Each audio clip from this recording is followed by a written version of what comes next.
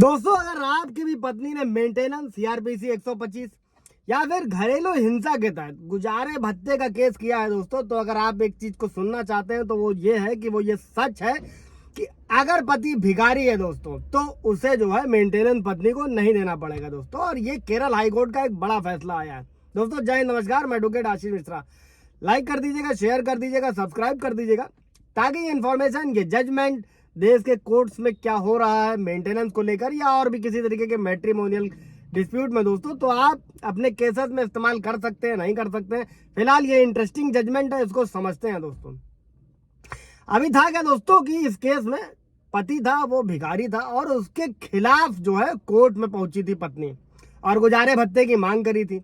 और इसी को लेकर केरल हाईकोर्ट का ये फैसला आया है कि अगर पाल नहीं सकते हैं तो 2-3 शादियां क्यों करी जा रही, क्योंकि इस्लाम में भी इसकी इजाजत नहीं है दोस्तों।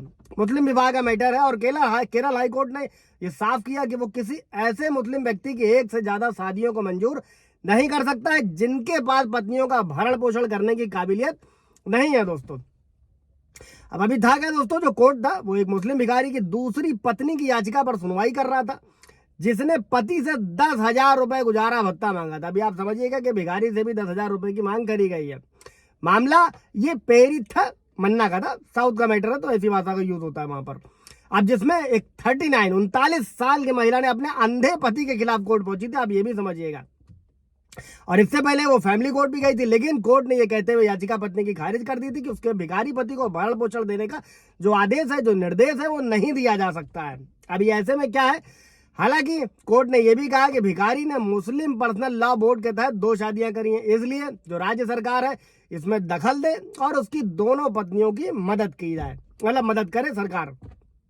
और कोर्ट ने यह कहकर फैमिली कोर्ट ने महिला की याचिका को खारिज कर दिया और जो ऑर्डर की कॉपी थी वो समाज कल्याण विभाग को जो है भेजे जाने का आदेश भी दिया साथ में। अब ऑनरेबल जस्टिस ने ये सुनते हुए, ये फैसले को सुनाते हुए ये कमेंट किया कि मुस्लिम समुदाय में दोस्तों जो बहु विवाह है, यानी कि कई शादियों की जो शिकार जो पत्नियां होती हैं, उनकी जो रक्षा करने का दायित्व है वो राज्य का दायित्व है। वैसे मेरा तो एक कमेंट ये भी है कि अगर ऐसे में है तो इन लोगों में भी होना चाहिए। चलो फिलहाल वो एक अलग मैटर। अभी बढ़ते हैं दोस्तों जजमेंट की तरफ कि लोकतांत्रिक देश की सरकार का ये फर्ज है कि वो सुनिश्चित करे कि उसके नागरिक भीख न मांगे। ये भी एक अच्छा मुद्दा है। फिलहाल इसको बड़े तबके से उठाया जाना चाहिए और जो ये मेंटेनेंस की झूठे मुकदमों के बदले में पतियों से मांग करी जाती है उसको भी अच्छे से डिफेंड किया जाना चाहिए कोर्ट के द्वारा, सरकार के द्वारा। और किसी की दूसरों के भीख के कटोरे में हाथ नहीं डालना चाहिए, यानी जो व्यक्ति भीख पर जिंदा रहता है उसे दूसरों का भरण पोषण करने के लिए बाध्य करना सही नहीं होगा। मतलब भिखारी बने तो मेंटेनेंस नहीं देना। और ऐसी शादियां मुस्लिम समुदाय में शिक्षा और जो कानून चले आ रहे हैं प्रथागत, उनकी कमी के कारण होता है।